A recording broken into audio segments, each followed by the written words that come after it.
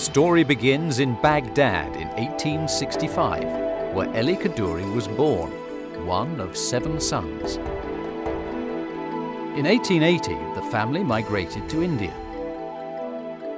Still a teenager, Elie travelled to Hong Kong and within a few years had set up his first business. Over the next 2 decades, Elie and his brother Ellis built fortunes. In 1890, they purchased 25 shares in the Hong Kong Hotel Company. And so began a remarkable association with luxurious hotels, unmatched service and elegance that continues today. The turn of the 20th century, Elie Kadoorie moved to Shanghai with his wife Laura and 2 sons, Lawrence and Horace.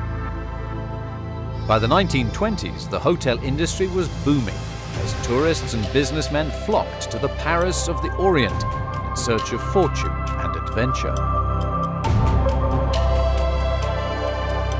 The Kadoories took a majority stake in the Shanghai Hotel Company, which merged with the Hong Kong Hotel Company in 1923 to form the Hong Kong and Shanghai Hotels Limited, which became a cornerstone to a thriving hotel business that led to owning and operating premier hotels in both Shanghai and Hong Kong. However, the good times were about to change. In 1937, the Sino-Japanese War broke out, and the Kadoories took immediate action, providing food, medicine, and education for European Jews.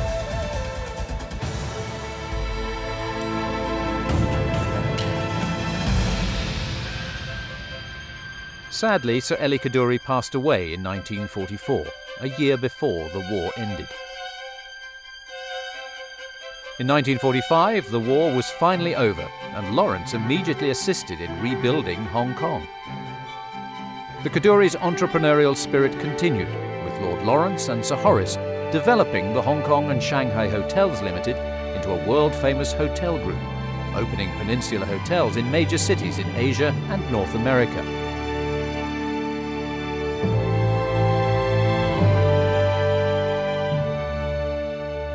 After an absence of 30 years, China's open-door policy reopened links for the Kadoorie family.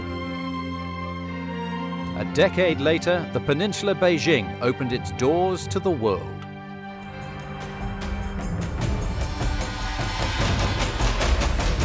The inauguration of the Peninsula Shanghai marks a homecoming for the Kadoorie family, the Hong Kong and Shanghai hotels, and a historical partnership with David Wang of SPG.